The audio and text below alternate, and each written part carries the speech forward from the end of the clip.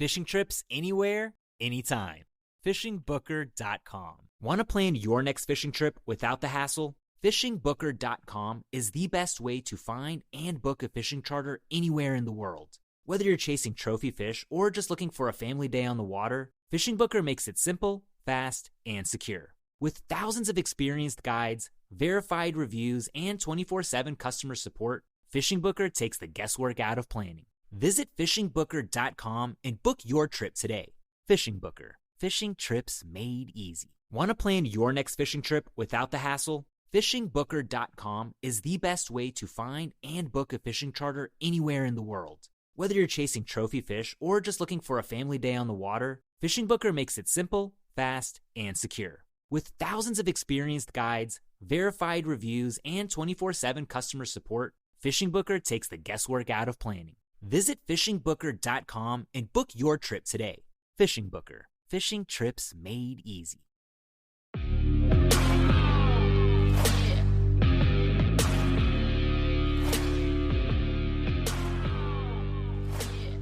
All right, everybody, welcome back to another episode of the B0whunter Chronicles podcast, brought to you by Huntworth.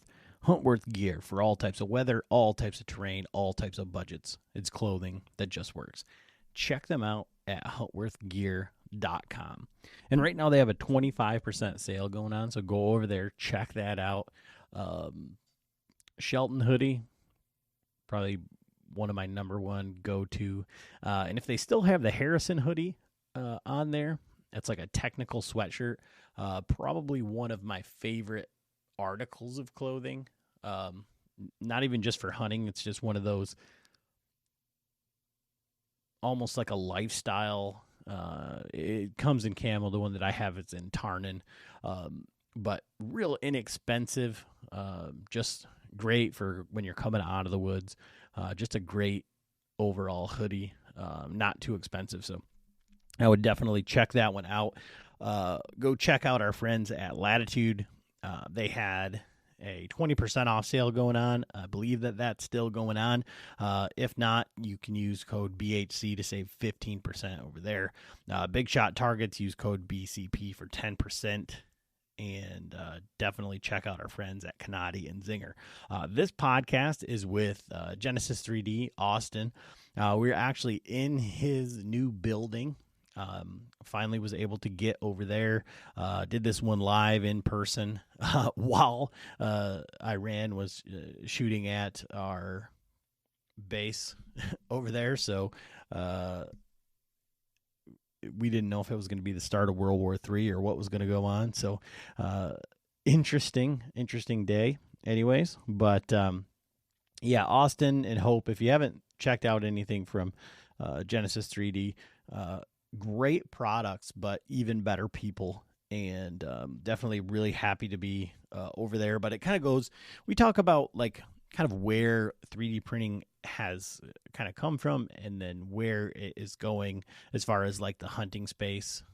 Because again, myself, just like everybody else, and you know, Austin, he lives in a space where the whole world changes. You know, every year there's a new, better product, and he's got to have products to support it, or little gizmos or gadgets to, you know, make your hunt easier.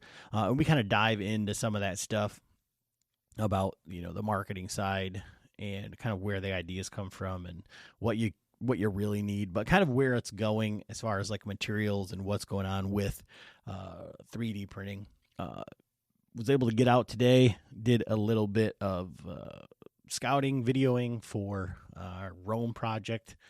Jake and I went out and hung some cameras and put out some DH3. So interested to check that out. That's over there on the Latitude website, as well as Kevin's, I think it's Deer Hunter Synthetics or something like that. They've kind of rebranded, but definitely check that stuff out. You can definitely smell it in the woods. Definitely a different scent. But yeah, so if you guys aren't out there enjoying this beautiful weather we've got here in Michigan, get out there and do some scouting, find some big tracks, do some glassing, get out with the kids. And as always, you know, thanks for listening. Appreciate every single one. Thanks. All right, everybody. Welcome back to another episode of the Bowhunter Chronicles podcast. And I feel like I'm getting text here. And so this is like a monumental day. Like, where were you when World War III happened? Like, when it started? I feel like it could be like a September 11th type day. Have you seen like what's going on, Austin? And to be honest with you, I haven't as much as everybody else. I've stayed off social media, so I'm like only hearing it from like secondhand from people right now. Yeah, so Brad's telling me that Iran just bombed our base in Qatar. So did not hear that. So that would be this is my memory right here. I did a podcast at our shop. Just so you know where you were at. But we are here with Austin with Genesis 3D in their new. I would say that it's a new facility, right? Yeah. So when you started this whole thing, Austin, and like what? Because it was so long ago. Like, I remember getting hooked up with Austin for like some tether or like some, what do they call them? Keepers? Oh, yeah, the tether keeper kind of thing. Yeah. And when you started this, is this what you had envisioned, like, going forward? Not at all. Like, I literally envisioned just having some money to buy some hunting gear or to pay off our debt or something like that. That's all it was in 2020. I was bored and I didn't really want to spend the money on the stuff that was available for hunting at that time, for saddle hunting. And so to see what it is now, like in this shop, I'm just blown away by it. It just doesn't logically make sense to me. And like, we bought the shop last year in March, and it was just like a God moment. Like, we were hunting in Missouri, and I found out from my cousin that the guy that owned the shop, what I thought owned the shop, was moving out. And so I contacted him, and I was like, hey, can we buy this shop from you? He's like, I don't even own it. He's like, you have to talk to these people. And so, yeah, it's been awesome just to have our own space. I look around, I'm like, I don't know how we fit any of this in our house. Like, it blows me away. So it's been good. Now, back then with that product in, so if you don't know who Austin is with Genesis 3D, what would you say, like, is like the tagline for your company, or like to describe what you guys do? Yeah, I think what we've always settled on is rooted in innovation is kind of what we've started with. When I started Genesis 3D printing, the name was always like, you always want to come up with a good name for your business, because it's going to be something that you hopefully hold on to forever. And I struggled with that big time, because I was like, so what do we want to be? And I was talking to a buddy at work, and he was just like, why don't you just work off the idea of Genesis, like the book in the Bible when God created everything. And he's like, you have the ability to create things through him and stuff like that. So that's where that name came in, and it was just like, it kind of just took off from there. But yeah, I mean, looking back then, I'm just like, I don't know, it just doesn't make sense that we've gotten to this point. It's been so good, but I don't know. I look at it like our rooted in innovation is just, we're trying to create new things constantly. And we were talking a little bit about this beforehand. It's just the mindset of our company is just like continuing to make new things, and to not like just have a few products here and there. I mean, like, you can see them behind us in the video. Like, we probably have, I'm looking around now, I'm like, we probably have over 60 products now. And it just blows me away that we've gotten to that point. But yeah, Hope and I just want to stay rooted in innovation, trying to create something that's new, using our 3D printing concept with the ability to outsource stuff to a machine shop and whatnot. And so for like, I'm looking across here at all of the different sticks and platforms and saddle hunting gear, tree stands, all of that sort of stuff. Like, all, these companies are essentially making all of the same thing with their own little spin on it. So every product that you create has to be different. Like, you can't just make one thing that works for everything. How have you continued to, I guess it would be like to be like stay motivated or stay creative, because it's like, as soon as you get something dialed in, well, now we're back to November, and they're like, oh, we have a new product line that we're launching. And you're like, come on. It's funny, because I actually think the opposite of that. I think of like, oh, let's go. Like, there's more to do. And yeah, you're right. Every stick over there is different, and every design that I make for those sticks aren't universal. Some of them are, but for the most part, like we have our stick stack stow system, which is basically stacking your sticks together and somehow holding them together without needing like straps or something like that.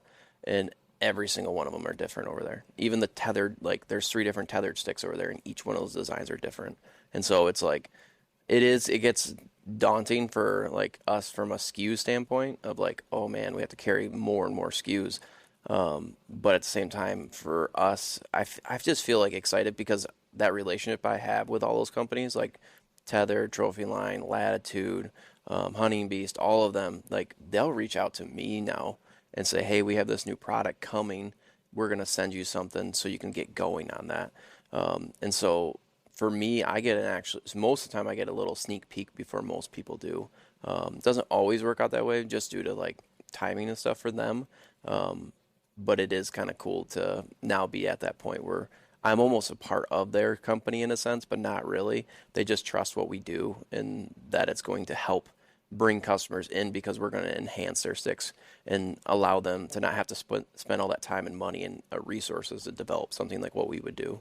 So now, when you started this whole thing, and this is one thing I forgot, I wanted to kind of get back to like the beginning.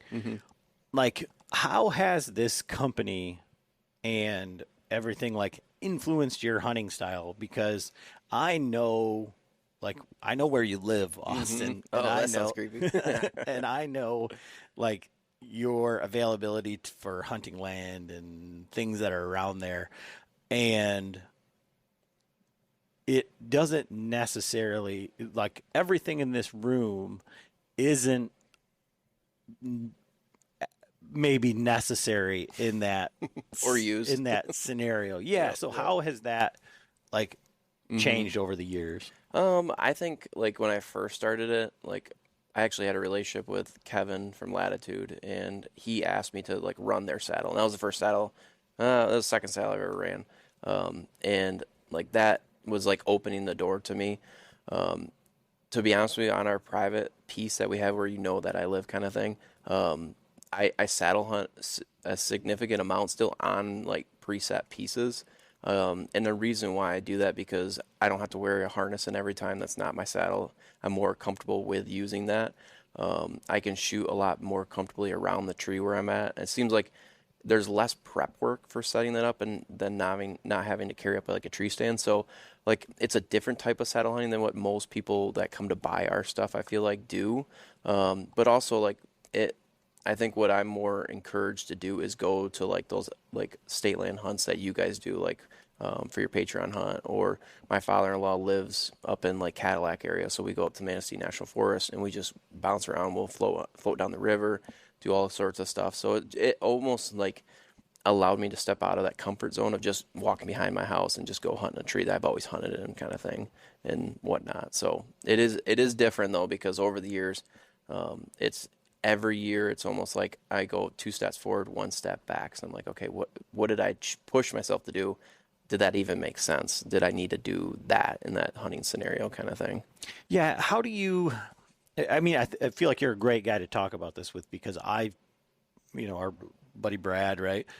I talk with him a lot about this, and I say it a bunch. Is that like, would you rather be the guy that can kill a 150 every year from the same ladder stand, or be able to bounce around and hunt? And so how do you manage the FOMO or whatever of like, you come up and hunt with us, but you're like, my camera's at home, got all these bucks on there. Like, you know what I mean? Yeah. And it's funny you say that because I think it was 2 years ago, I actually stopped running cell cams on our property personally. My dad does, but I don't have them on my phone there. I'm not checking them all the time.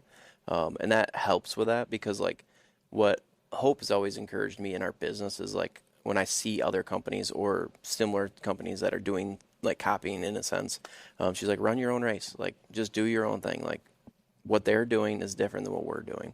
And so I kind of translate that to everything, but like from a hunting perspective, like where I live, there's people around us that do a very good job at getting the herd to be a little bit older, more mature. So you see those deer that get a little bit bigger.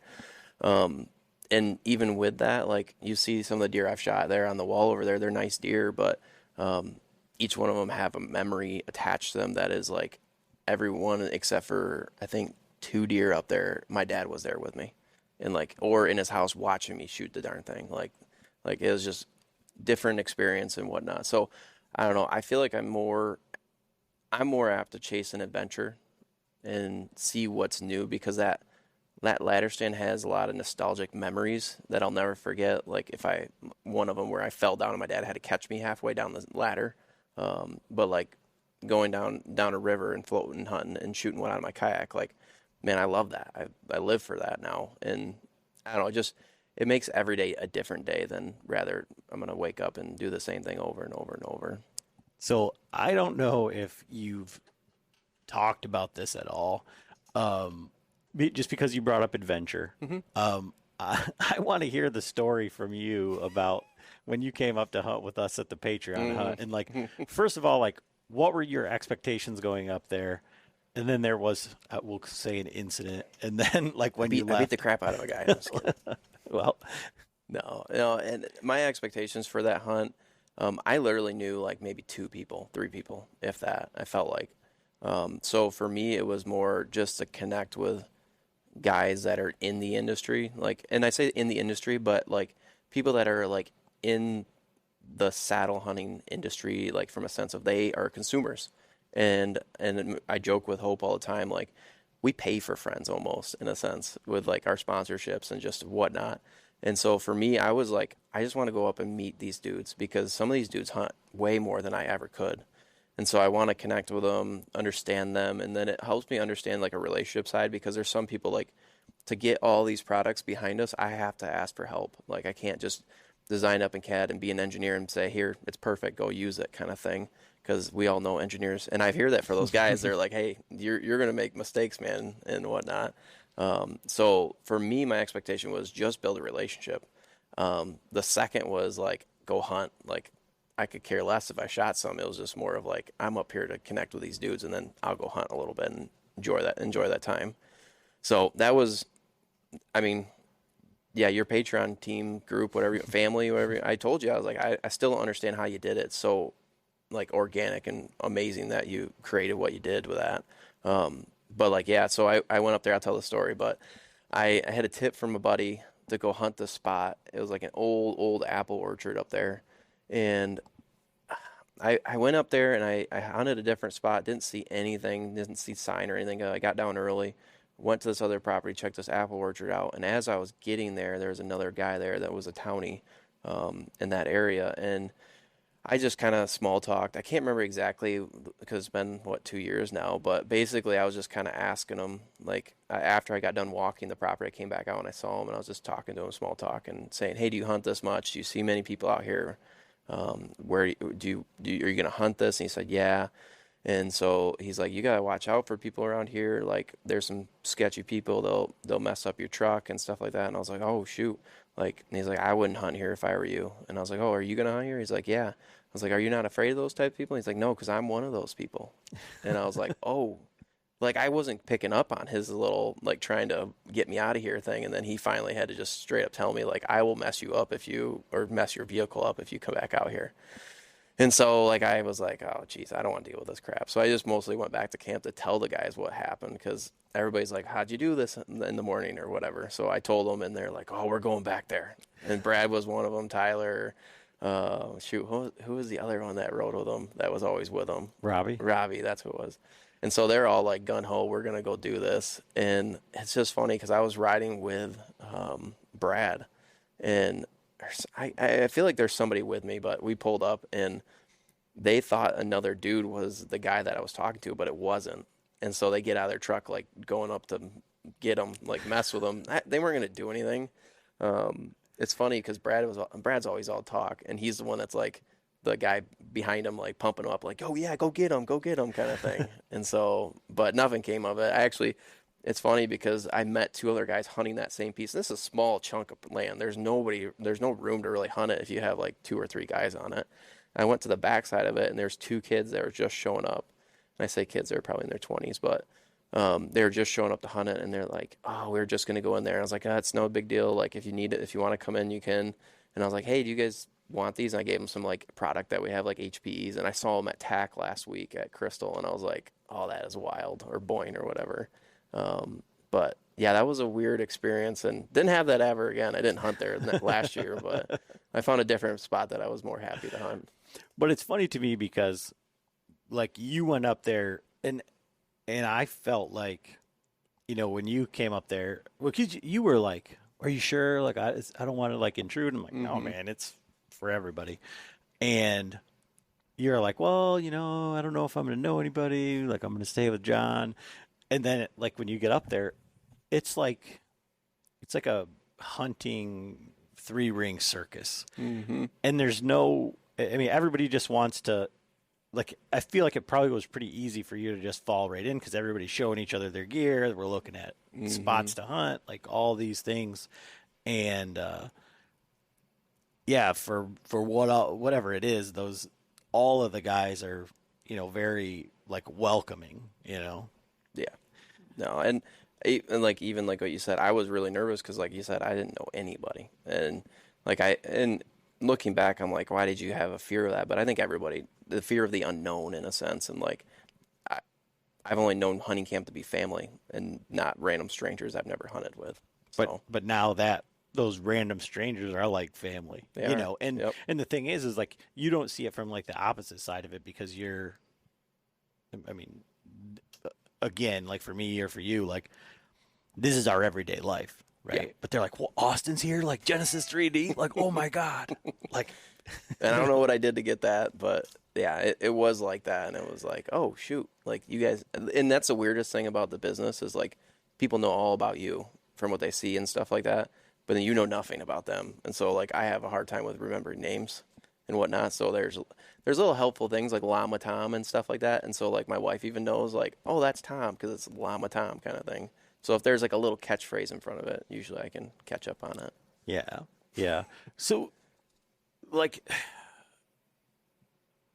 now going forward, like, so how many years have you been doing this? 'Cause it's like the same as me, but I don't. Yeah. So we started in 2020. So this is year 6 for us. So was there in that time like a tipping point where you were like, you started with this product and then you made this and this and this, but then you got to here and it was like, okay, now this is now we're getting overrun with orders or whatever. Yeah, and to be honest with you, year 1 was the first the breaking point of that because like I was just doing it on the side, and I think I kind of said this, like we were trying to pay off our debt. I was like on a $5 a week allowance. That's what my wife gave us because we were just trying to put money towards debt, and so I was like, I can find a way to make money, like to get a little extra so I can have like a burger or something every week or something like that. And so I started this, and then come August, we started in January 2020. And then August, I told my wife, I was like, she could tell I was like super stressed out. And she's like, what's going on? And I was like, I'm like 200 orders behind, and we're doing made to order. Like it's not an inventory. I'll print it, whatever color you want. And she's like, shut the site down. Like, I'll fulfill your orders for you. And so her mom came down and helped us too. We shut down for like a month, and they caught us up, and then we acted out of inventory from that point. And that was like the tipping point for us, like, holy crap, this is something bigger than what I started with, which is like an Etsy shop and just trying to make a little bit of cash here and there. And yeah, it definitely got to the point where we were looking at this from because we paid off our debt in August, and then we were like, okay, what can we do more with this? And then every year it seems like it's just like, I don't know, it doesn't logically make sense to me how you can continue to grow what we're growing, but we're along for the ride in a sense. And so for you, like, you've already said, like, you're an engineer, so you're like a nerd. I was waiting for that. Well, but the thing is I find that very difficult. And I just did a podcast last night, and we were talking about it, and like Adam Lewis is, he's like,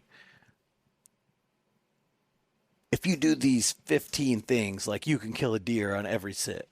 And it's like, I have no desire to do that. I want to learn. I want to fail. I want, you know what I mean? Because it wouldn't be fun. Like, there's a reason that we bow hunt. You don't want a checklist kind of thing. Well, but there's a reason that we bow hunt is because it's difficult. Like to go out with a gun, I feel like that's a checklist. Like go out, find a deer. It just has to be within sight essentially, and then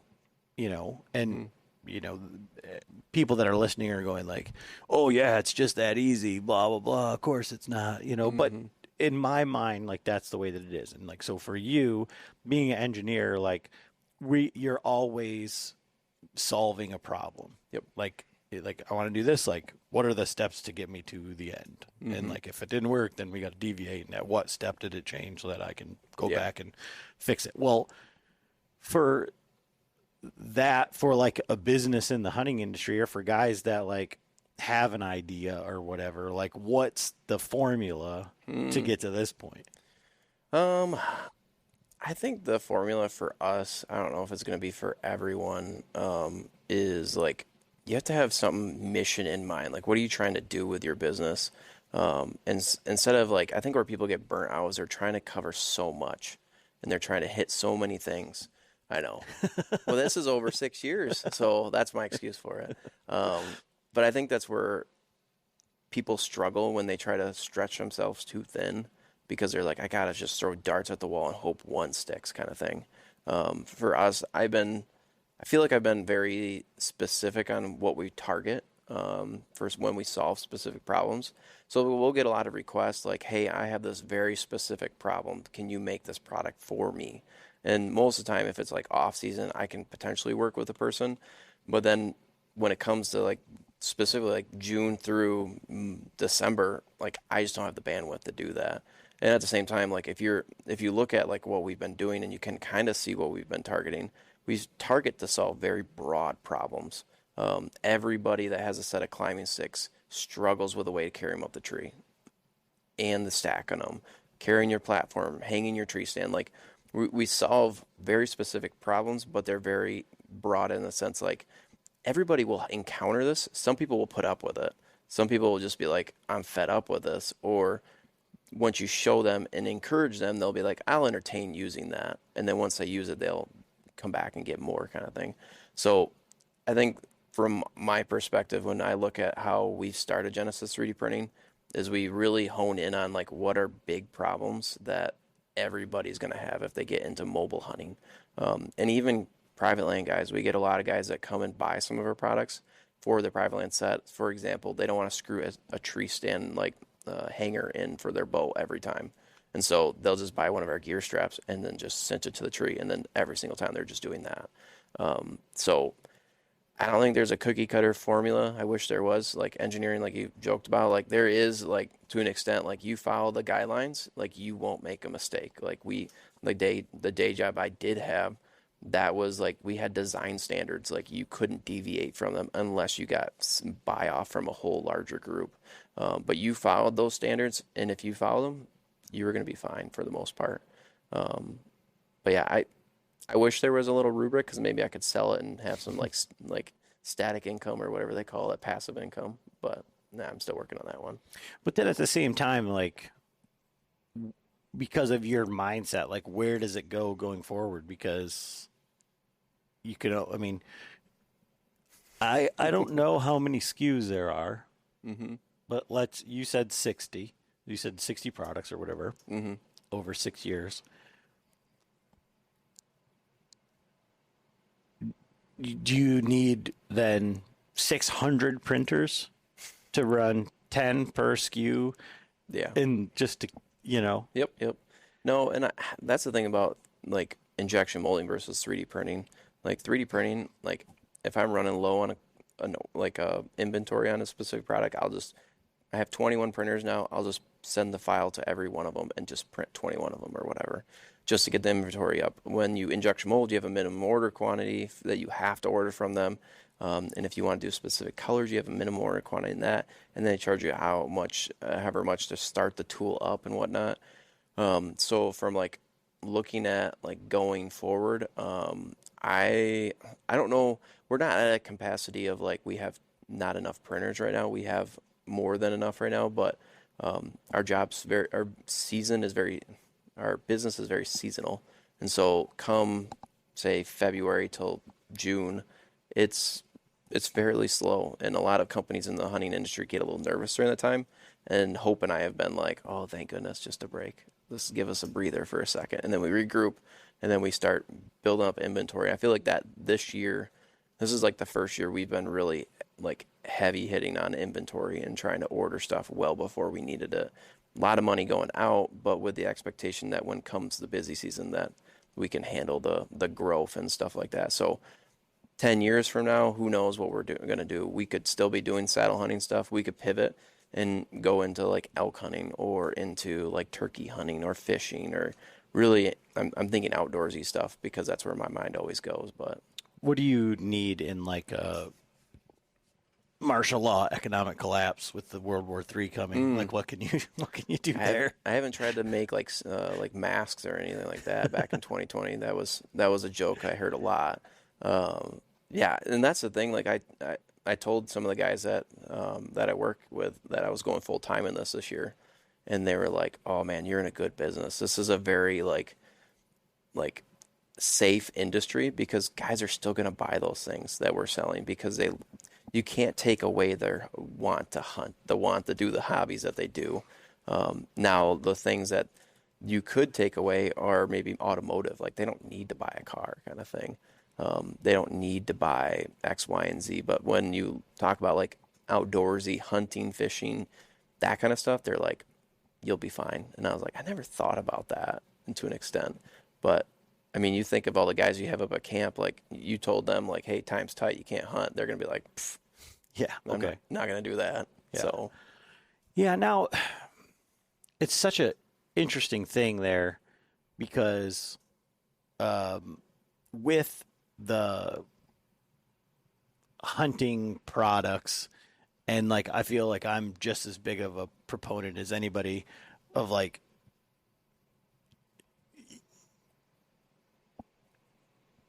I don't even know how to like articulate it like correctly, but like hyping people up on different gear and different stuff, and selling knickknacks, Yep. right? So how do you deal with like those people or like that like mindset where it's like almost like negative Nancy's kind of thing? well, or... no, but I'm just thinking like the hype police, I guess, like where it's like, oh, you don't need that, you don't need this, you don't need this, or like you got to have this, you got to have that, like this is the best thing. I think it's tough because it's part of like what we're doing. I don't know, like we're gonna have to have some sort of content that says this is the best gizmo or gadget you'll ever need, kind of thing. And to an extent, like I truly believe the stuff that we make are not necessary, but they will help you in a sense. That's why I'm doing it. But like the people that say, hey, calm down, this isn't the best product that's ever been created. And I'm like, yeah, you're probably right. And that goes back to like Hope, like encourage me, like run your own race. And like sometimes like in the past, I'd read the comments and I'd be like, oh man, that kind of hurts, man. I put a lot of time and effort into that. But at the same time, like their beliefs are what they are based on their experience, maybe. I don't know. But I don't know. I think at the end of the day, everybody's going to be entitled to whatever they want to believe. And there are going to be guys that believe that they can just go out with a stick and string and figure it out, or a gun and nothing else, and blue jeans and whatnot. But I do love those guys when we go to events and they walk past our booth and they see something that we have, like our knee pad thing or the spreader bar for saddle hunting called the hip pinch eliminator. And they're like, no, I don't need that. I'm like, just sit in it. Sit in it for me. And I've had so many people do that and they go around and buy the thing. And I'm like, just takes a chance to have an open mind kind of thing. But yeah, there's always, in anything that you do in life, I feel like there's always going to be that one person that's going to be like, or multiple people that are going to be like, that's not necessary. Why are you doing that kind of thing? So I'm going to put you on the spot and say, if you're like, I guess I'll ask you for two, like, what do you think is like your best problem solving product? And then which product are you most proud of? So I think there's so many. Best problem solving product because it it spans everybody, not just saddle hunting, is our gear hanger. I mean, it fits in the palm of your hand. There's 3 gear hooks that nest right into the back of it, folds, everything, and it's compact. I mean, let's see if I can reach it. Oh, like, that's one of our gear hangers. And I think that that's just so simple that guys will absolutely like love that, because it's simple to attach to this rope roller cam system. It just solves any problem that guys could have for hanging gear. I don't know if anybody needs more than 3 hooks, but that's probably the most problem-solving brand, is stretching everybody. I'll sit on the ground instead of throwing it back in there. But the one I'm most proud of, they're all my babies. I know. I work so hard on all these things. Man, that is on the spot. I still think our hip pinch one, like, it's only saddle hunting specifically, but I love when people try it out for the first time. It's just their reaction, especially people that say, I don't have hip pinch, and I'm like, you have hip pressure, though. Everybody's going to have it.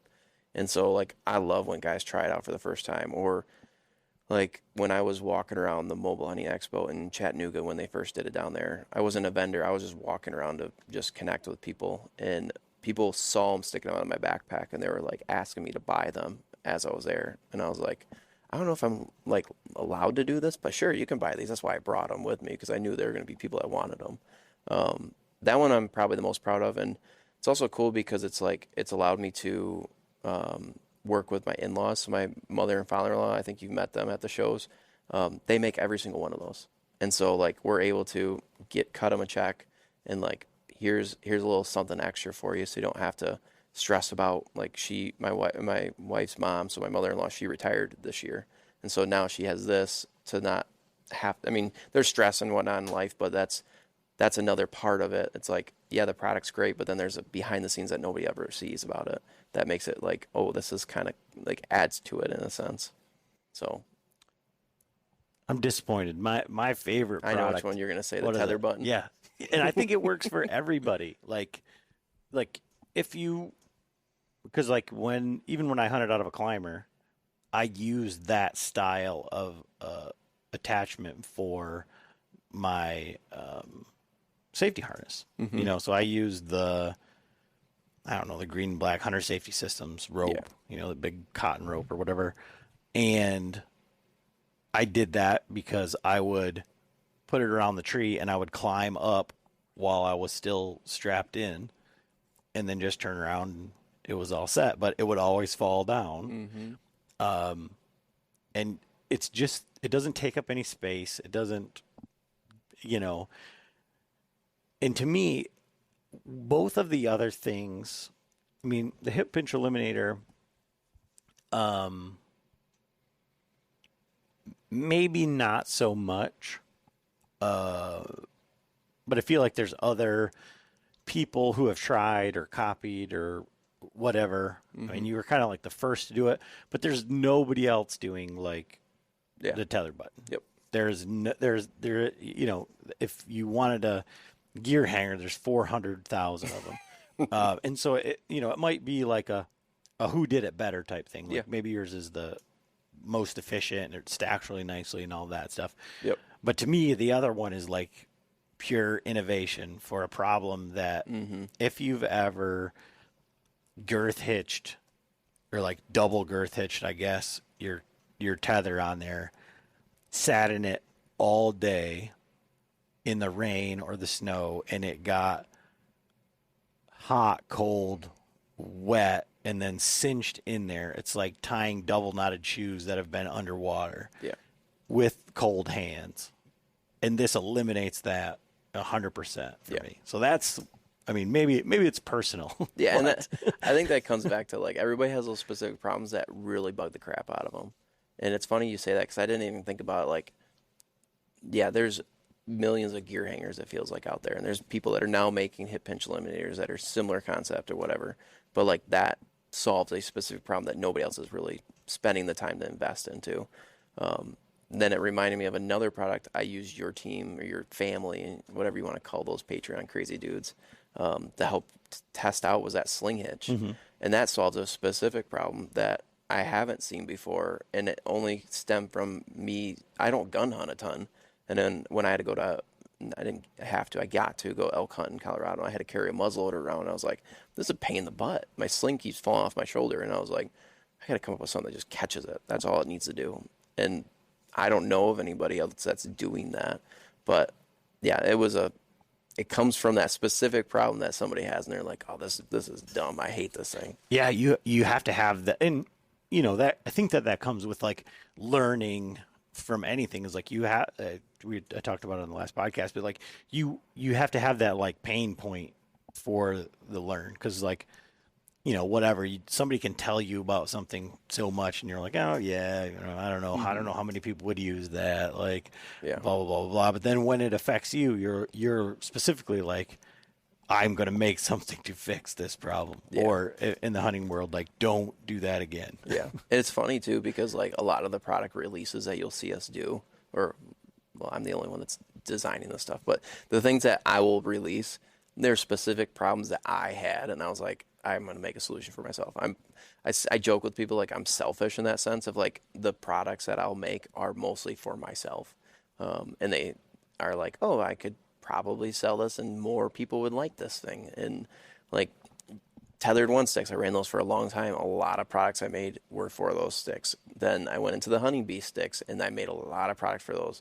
It's like there's like a fruit from that labor that you kind of can see, and so the guys that run those products get a little bit of reap the benefits of that. But yeah, well, and it goes, I mean, I guess it doesn't go against the engineer type mindset, but these products, or those products at least, are built from like experiences and those pain points where somebody could say, well, hey, I want you to make this for me, and you're like, this design is going to be perfect, it checks all the boxes, we went down the checklist, and it won't fit in your pack, or you can't, now they don't stack together. It might do everything perfect, but they don't nest, because we didn't think about that, because we don't use them. And I think that's the frustrating part with like a lot of stuff. When you get, I don't know, that's why I like companies like you, companies like Latitude specifically, because like I have a good enough rapport to be able to say like, what are you doing here? Like, why is this like, and for the most part, they listen, but they use their stuff in a specific way. And then you deal with engineers who think that their way is the best way, but that's not the way for everybody. So. It's funny because like some of these companies, they'll have their own in-house engineers, and then these other companies will have outsourced engineers that they contract for everything. And I'm like, man, you're going to miss so much stuff, because they won't know what you're looking for completely, because they're not hunters. They're not saddle hunters or whatnot. And that's where like the Latitude guys use as an example. Like come September, good luck trying to get a hold of those guys, because they're actually like in the woods hunting with the equipment that they're trying to release or whatnot. It's interesting. Like I talked to I don't know which one it was. It might have been both of them a couple years ago. The Stubbs, like the Elevate. Oh yeah. Yep. And that's what they were saying is like with the way that they have their stuff set up, like everything is in the same building. So they can just like walk down the hall and tell the engineer like, hey, this is not going to work, or like, we need to change this. And then they just change the program, and instead of having to go through a chain of emails and then have a million people sign off on it, and then it gets, the wrong file gets sent or whatever.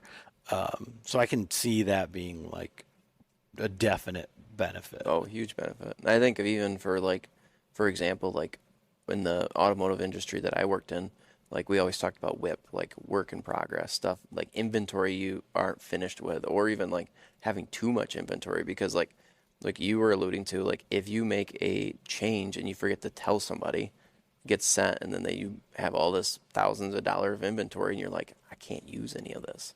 So then it gets stressful and whatnot. That's where for us, like I love having 21 printers here, because if I tell them to do something wrong, it's not on them, it's on me. And I can just say, nope, cancel, throw it in the trash, start over kind of thing. So. How often does that happen? Like, I mean, It wasn't long after you had everything set up in this building that there was a reel or something that it was a mess in there. Oh yeah. So that doesn't happen very often. That's why it was funny when I recorded that. And that was like an example of like I just needed one specific product and a lot of inventory of it. So I was like, I'm just gonna send the same file to every single printer. And I set the file up to use a different material that I wasn't using in the settings. And the bed that it sticks to it required a much hotter temperature than what I told it to, and so it just didn't stick, and it just kept printing. And they call it spaghetti in the 3D printing world, and so it's just spaghetti everywhere. And I just told Hope, I was like, I don't want to cry right now, but I'm like, this is painful to look at, but actually it's kind of funny because it just blew up and whatnot. That doesn't happen very often. I would say like me making an issue with a design, and then I'm thinking, oh, it's great. And then I send it to all the printers. Like we have a kid that we just hired. Like I think this is going to be a third week working here, and I think twice now I've had him redo something, not because he did it wrong, but because I noticed there was an issue with the parts, and I was like, that's on me. I need you to redo this. And he's like, okay, I'll do it and whatnot. So yeah, I mean, I'm human. I'm an engineer. I'm not perfect. I mean, some engineers are perfect. I don't know, but yeah, it happens fairly often still. But so what are you excited about? Like, what are you working on that's new or that you're... I think for me, like, there's nothing that I'm just like groundbreaking in a sense. I think it's just those small things that I'm like, this just makes sense to me that somebody would like this. I have like the Latitude sticks behind me, and we just released this product. And so like I was alluding to like most of the problems that I'll solve are problems that I had.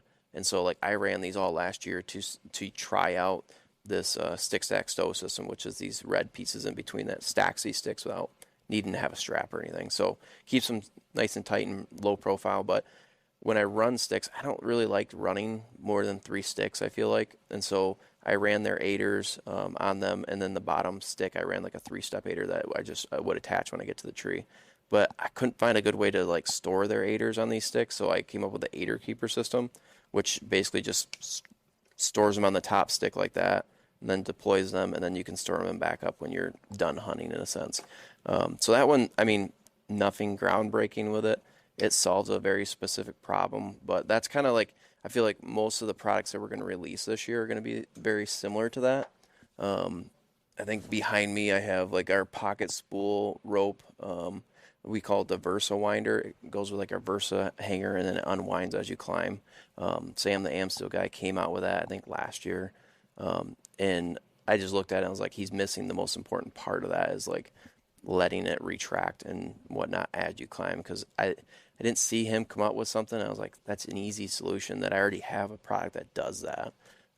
So that, and then there's some specific ones, like we were talking about earlier. There's one that I shared with some guys in the turkey hunting industry, and we potentially are looking at patenting a product. That'd be the first one we would patent, and I'm still not super thrilled about that because I don't like getting into that whole world of that stuff. But I would say that one I'm excited about because it just logically makes sense, even with my small knowledge of turkey hunting. I feel like most of the products that I come up with, like the knee pad thing and the hip hinge one, came from my brother who's never saddle hunted. But the first time he saddle hunted, he's like, my knees hurt really bad and my hips really hurt. And I asked him a little bit more about it, and that helped me, based on those answers he gave me, solve those problems that he had. And I was like, everybody has this problem. They're too stubborn to solve that problem, in a sense.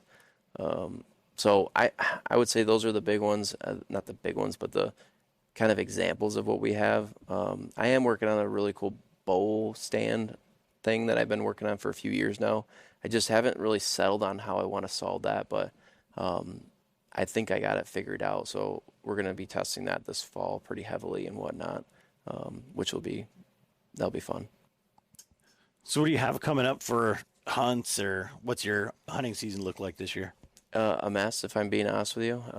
So with the shows that we have in August, our August is completely packed full. We were supposed to do an elk hunt this September, but that didn't work out based on just timing of like where we go and stuff like that and whatnot. So that's not a thing.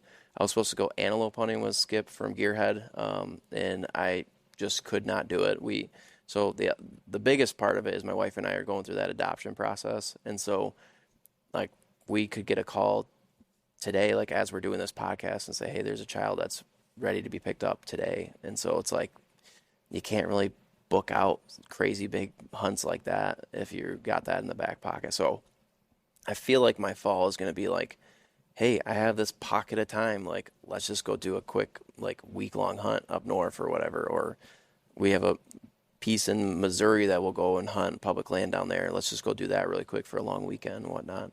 So I envisioned my fall looking more like that than what I envisioned it before, when I was like, oh, I got an elk hunt and maybe an antelope hunt. And then now it's like, I'm just going to be happy to go on an adventure when I have it come up, kind of thing. So I wish I had something really cool to talk about with that. But then, like, but I think that's great, because I think it is more, I mean, it's funny because, you know, the more and more people who want to get into the hunting industry, and then they do, and then it's like, I thought I was going to be able to hunt, and now I got to fulfill orders and do all this stuff, and you know, now you're doing shows, and that's kind of like what's taking up your time, and it kind of like brings you back to life as a regular hunting guy with a job.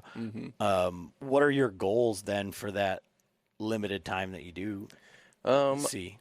for me, I kind of want to like continue to push myself into doing new things instead of continuing to do the same thing over and over and over. I would like to, now that I am doing this full time, when it comes to hunting the property behind our house, be a little bit more mythological. That didn't sound right, but methodical. Thank you. Not mythological. Mythological. I want to be like Zeus out there, Dragon Slayer, striking things down. But no, I just want to like go out there and hunt when it necessarily, like, I need to be out there in the woods. And before it was like, I got a little bit of time, like I might as well go because this is the only time I can go hunt. It's a Tuesday or whatever, and the weather is horrible, but it's the only time I get to hunt. So this is like a blessing to be able to like look at it and be like, I could actually go there and like I could hunt when I need to be out there. So I think that's part of what I would say my goals are. The second part would be when I do get to go have those trips, like I do that float hunt with my father-in-law, is really like trying new tactics up there. We've hunted a similar area for the past few years, and like there's pieces around it I just haven't really pushed into, just because I'm like, I don't know, I'm safe with these areas and whatnot. So that would be the goal, I would say. It's, I don't know, just learn new tactics while I'm out there instead of listening to like podcasts and whatnot, because those are great. But then I'm like, okay, how do I apply this to like how I'm actually hunting? Because like some guys, I'm like, I don't have any terrain like that. I don't have any deer that move around like that, I feel like, because it just doesn't add up in my brain or something like that.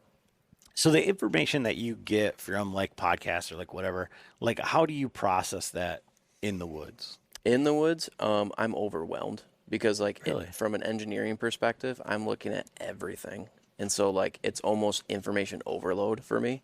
And so like not having the podcast almost helps me sometimes, because then I'm actually like in the moment looking at what I see instead of being like, okay, what did Adam tell me like half a year ago? What was I supposed to do in this moment? Oh yeah, he said this, but then I'm seeing this. Like, what do I do now?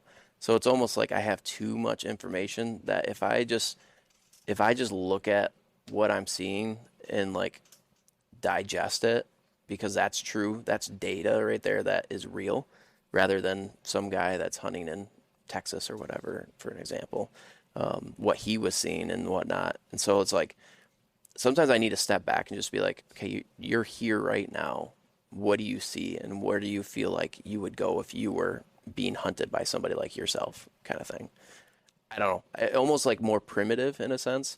But I don't know. And it's also because I live in this all the time. So I can't live in podcasts all the time, or else my life would just be hunting in plastic parts. So when I get in the woods, it's almost just like a breath of fresh air of like, why do you do what you do, in a sense? So that just brings up something that like I haven't really thought of. I know that you had mentioned it before, that you went to like a 3D printing convention or anything, but is there like a 3D printing community like there is a hunting community? Mm-hmm. And so how does that influence like your products or like your way of thinking? Or is it just like all set up? Well, I can just use this material and at these settings and get a better tensile strength or whatever. Yeah, that's good. Good engineering right there. So I there is a community kind of similar to hunting. When I went to that convention, it was more to see a printer that a company was trying to sell me, and whatnot. And it was an awesome printer, but I forgot and like didn't think about the fact that this convention is literally every company that's big in the I almost said hunting industry, but 3D printing industry was there. And so I got to like learn about new materials that companies are coming out with that they would like to bring to market to show people different ways to 3D print. Like I found a company that 3D prints like deposits like fibers onto a carbon fiber sheet, and then they layer and then they press it, and then it comes out a part that they sandblast and whatnot. But it's like the hardest piece I've ever seen 3D print that you can't break. And I'm like, this is just wild. So I think for me, it opens the idea of like different ways to manufacture in 3D printing, and like keeping that idea of like you can have this product that you design and then an hour and a half later it can be done, kind of thing. Like you don't have to wait weeks or get a tool made.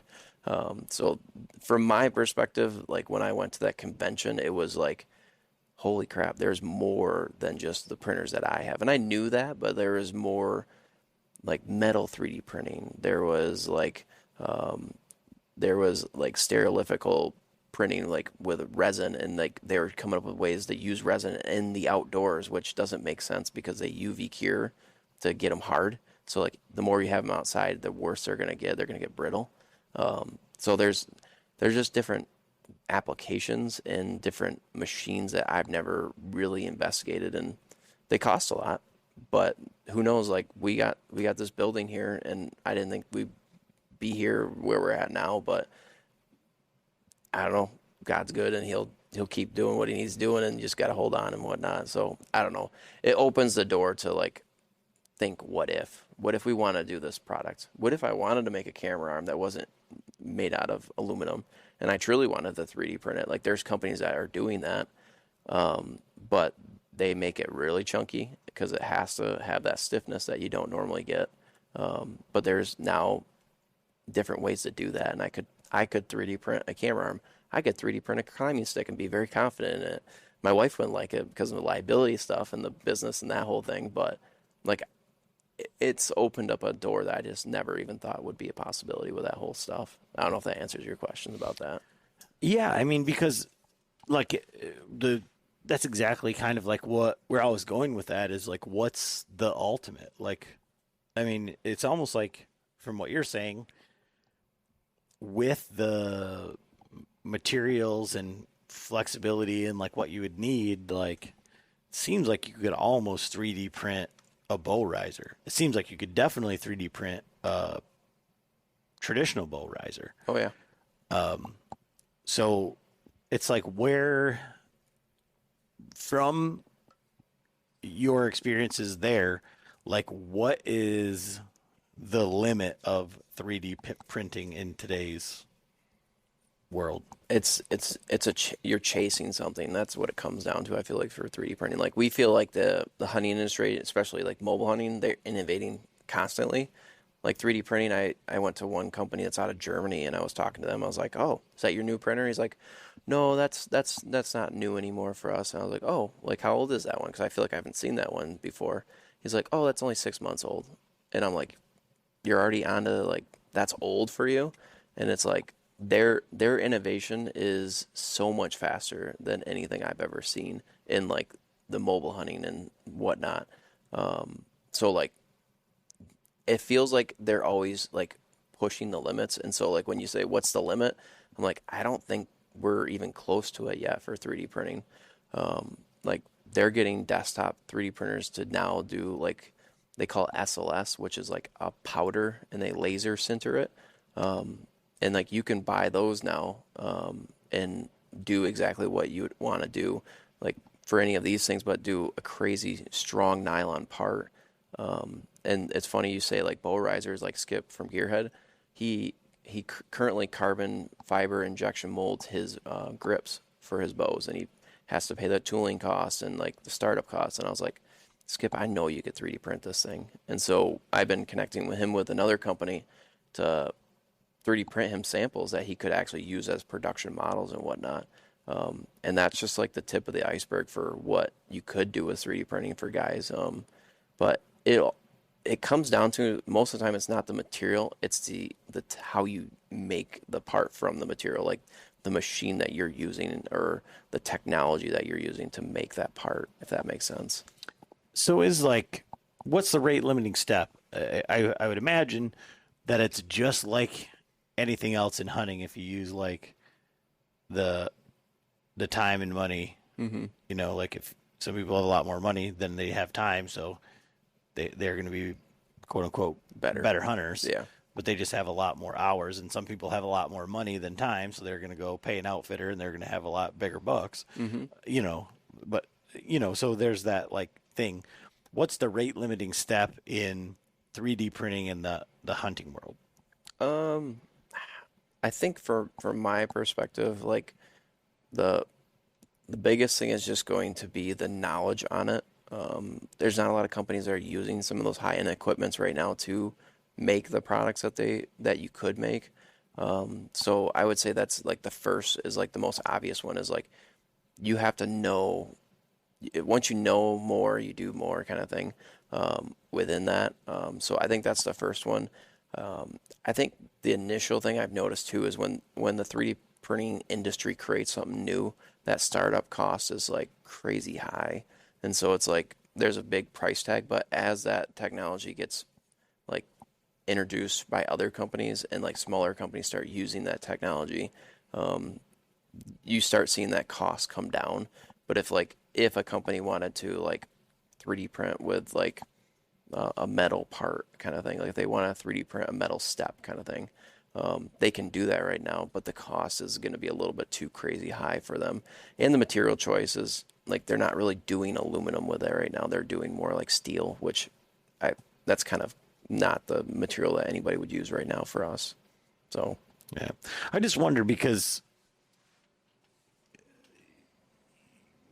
we live in a society which is in your position, like both good and bad, because you have everything in house. And if I said, "Hey, Austin, I'm going out of state. I really need one of these.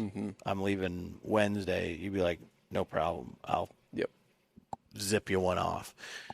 We live in a society where people want things like right now, immediately, and with like what you were talking about, carrying inventory, mass production, all of that sort of thing.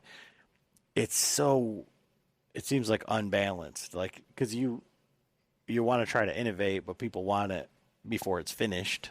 And like I think I look at like the zingers, right? Like the amount of time to print those versus like veins that are injection molded by the bazillions, but they may be done in a factory in Indonesia and they're floating in the ocean waiting to come in because of customs or tariffs or things like that. And we've seen that with other, hunting products. Obviously, it's just like a weird thing. I mean, it's cool to be able to do it like on demand, but how much time, like, are the printers getting faster than they were like when you started? Oh yeah. Or is it that the files and the capacities are getting better?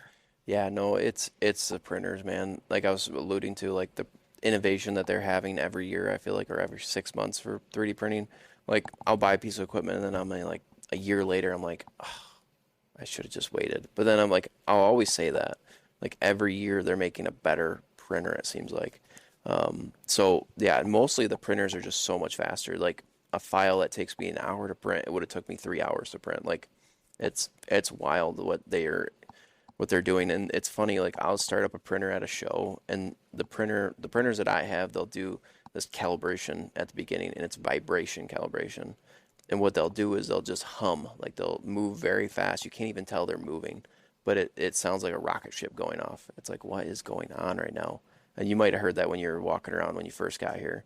But they're calibrating the vibration, so it knows if I move this fast, the machine's going to move this much. So I have to calibrate and know that I have to now be over here instead of where I thought I should be.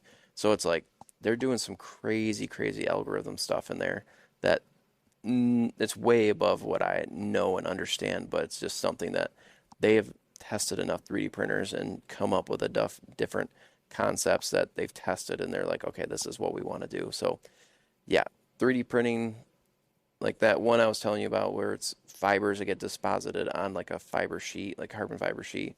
They can make a part that would take me like 45 minutes. They can make one every 5 seconds. It's like, I didn't know that was a thing. And so like, yeah, the everybody wants something now and they need it now kind of thing. I think with 3D printing, that's always been the hang up of like, it still takes me time to make these parts. That's why I have 21 printers. But as they innovate and make better printers, like it could be like, hey, the part that took me 3 hours to make, I can have it in 10 minutes. So what does that machine cost? Like, not the ones that you have. I don't care about that. Oh, But like that one that prints fibers on carbon yeah, fiber where you can make it in 5 seconds. yeah, that one I didn't ask him for a quote, but I asked a guy when I got back to work because they were looking at it for the company I work for. It was well over $100,000. So it was like not bad if you look at it from a grand scheme of like how much it costs for tooling for a product. So like Latitude, for example, their carbon fiber sticks that they injection mold. Like I don't even want to know how much they paid for tooling for that sucker because I know that they had to find a big enough press to put it in. And that tool is probably a multi-cavity tool to keep up with volume and whatnot. So in the grand scheme of things, like a $300,000 tool for a product versus you're just going to buy a piece of equipment that could just make your product. That's just different to me. What does the material cost though? Because it'd be like if that thing cost $100, but the energy to run it and the material was each one of those parts that you can make for $2 in 45 minutes. If it the material was $100, then that's a whole, that's a non-starter there too. Yeah, and I think that was their biggest hang up on that. It wasn't really the cost of the material because like you're not wasting material that you're making the part out of because there's no scrap material when you're done with it. It's the fiber sheets that you have that you woven into when you press it together.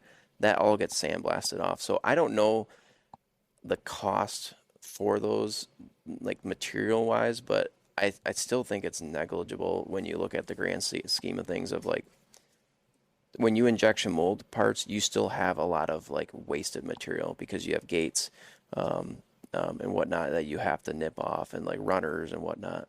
So I don't know, I'm getting kind of in the weeds there, but I didn't get to that point with them because obviously I'm like this is not I would actually send them a part for them to make and then send it to me, which they do that, which was kind of nice. But if I was going to buy a piece of that equipment, I would get more into like what would my cost be in materials and whatnot. So, and the energy to run it would be a big thing. I always like, it's always funny when I talk to people about the machines. They're like, oh, that probably costs you a ton to run. And I'm like, not really. Like, I think when I run my printers for 4 hours, for one printer, it cost me, I think when I told somebody, I think it was like 30 cents for one part. So it was like, it's not terrible in the grand scheme of things, but I think everybody thinks like, oh, that thing gets really hot and it's probably pulling a ton of juice, and it's like, not really.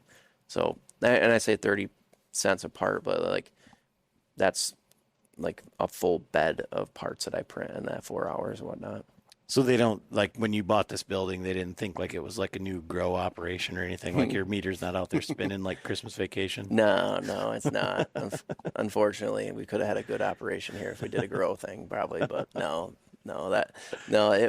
we have a friend that's an electrician. He wired the sucker up, and I was like, I need like a crazy amount of outlets and be able to handle enough power being pulled into that room. And he's like, I got you. Don't worry about it. So okay, cool. Mm-hmm. Well, what else is new? I mean, we can pretty much wrap this up, but like, what do you got like that you're excited about, or the messaging for Genesis 3D for 2025? Yeah, I think I hate giving away like new product before I release it because it almost feels like you're sneak peeking a sneak peek in a sense. I think for me, like I'm more excited now that we have this building, this space. We have an employee that works for us. My wife and I do this now full time each. It opens the door for me to do more with the products that I have in mind. Whereas before I had to be kind of picky choosy on like, okay, this has got to be done because this is a really big product and a lot of people will benefit from that. So I think what you'll see is more of the idea of like we 3D print stuff and we can make stuff fast. And so like you'll see a lot more releases of products. Yeah, and I think it's like the aider keeper for the latitude sticks, the pocket pull-up rope B0whunter thing, like the stake that Brad had, and he already texted me, he already broke it kind of thing, but he curb stomped it. I'm giving him a shout out just so people know, don't send him stuff. The arrow holder thing, like the hang your bow behind your headrest, like there's just so many different things like now that I have the time to do it, I'm more excited about. So I would say there's not like a specific product that I'm like, oh, people need to know about this. I would say it's just more the capability to be able to finally get more products released that have been in the pipeline for too long. And so with the building, like, is this somewhere that people can show up, or like what's the, I mean, obviously now there's so much stuff in here. You can't believe it was in your house. It was in your entryway. It was in your attic. It was in the spare bedroom. But is this just a place, like essentially like a warehouse, or is it like a storefront? Yeah, and like you did a little video of the place and whatnot, but we don't have hours. But we encourage guys, like I work here, and so like if you're like, hey, can I swing in the shop and grab this? Like shoot us a message. I'll probably be here, so just swing on in. Like we have an open and close sign. It's always closed most of the time unless there's a special event going on. But yeah, we're mostly using this as a way to operate the business, but we have it set up for guys. Like we have a test stand with all the crazy amount of sticks and platforms, guys that can pick them up, saddles, they can try them out and whatnot. So yeah, it's not meant to be a storefront. Like we don't have a desire right now to be a brick and mortar store, but we can run it to that capacity if we need to, kind of thing. Awesome. Well, thanks for, finally being able to connect and do this and, taking the time, and also thank you so much for the shooting passes to get Stella out on the course at Crystal. We definitely appreciated that. So thank you guys. Absolutely.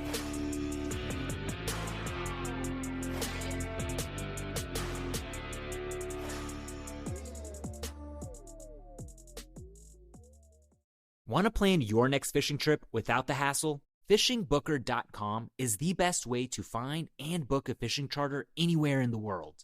Whether you're chasing trophy fish or just looking for a family day on the water, Fishing Booker makes it simple, fast, and secure. With thousands of experienced guides, verified reviews, and 24/7 customer support, Fishing Booker takes the guesswork out of planning. Visit FishingBooker.com and book your trip today. Fishing Booker. Fishing trips made easy. Hit the road for fun and heartwarming fishing adventures with the Real American Road Trip. I just want to hook up one time. I just need to hook up one time. Catch the Waypoint Original Series every Tuesday at 9:30 p.m. Eastern on the Waypoint TV channel. Waypoint TV, your destination for outdoor entertainment. I did get a bite. I have gotten a bite. I did feel it.